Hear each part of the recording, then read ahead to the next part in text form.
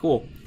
So this is one special case of this advection diffusion equation when kappa is equal to 0 and f doesn't have to be 0. And basically we have the effect of this advection dominating. Okay. Now the second special case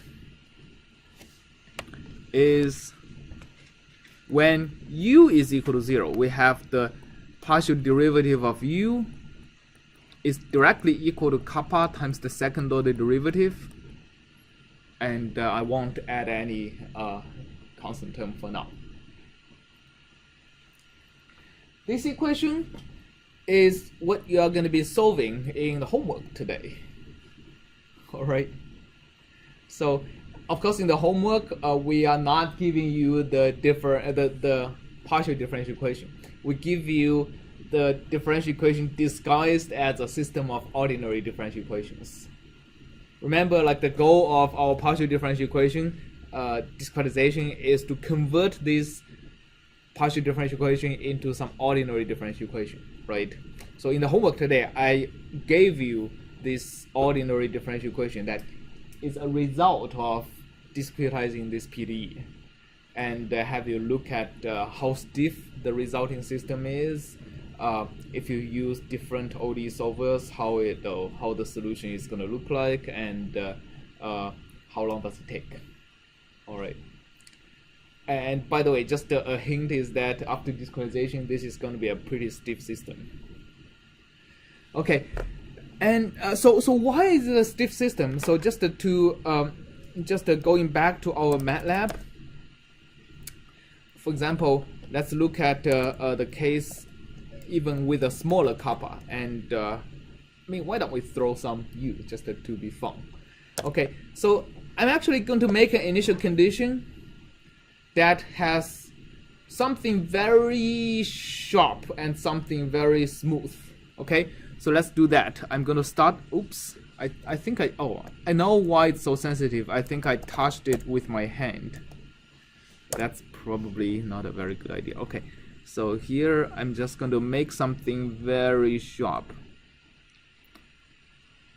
and then something very smooth. Let's look at how the solution became. Just watch. Look at how the solution is going to evolve. Okay. What do you see happened? What happened to the sharp feature? What happened to the smooth feature? Yes. The sharp feature decayed away rapidly, and the smooth feature is remaining relatively intact, and it appears to also be decaying slowly. Right, exactly. So the sharp feature goes away extremely fast. The smooth feature is decaying very slowly, but stays there for a long time. I mean, already you can't really see the sharp feature anymore at all. So this is actually why the equation, even after discretizing into ODEs, is very stiff, right? So there are very fast timescales relating to any sharp features you may have, and slow timescales relating to whatever the smooth feature is in your solution. All right, that's just a reminder of what we learned in the ODE case. So this is that equation. That equation describes the most common, I mean, the original place of where this equation came from is discretizing the dissipation of heat. So for example, if U is the internal energy relating to the temperature of, let's say, a steel bar, okay, you hit it at some point initially, and you're going to see the temperature is going to become smoother and smoother, right, due to heat dissipation, due to conduction of heat. And that's exactly what we would see if I keep U equal to 0. Oh, yeah, U equal to 0.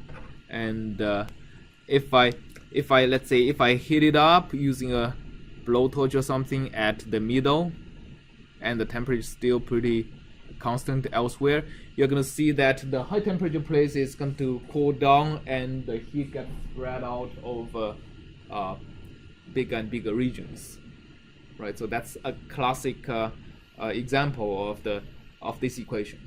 So this equation we have is often called a heat equation. Okay, because that's usually describes the conduction of heat. All right, and if you have an advection term put into this, it usually describes the dissipation of heat not in a solid but in a fluid, for example, when the fluid is actually moving. Okay, so this equation is another example of what we can solve.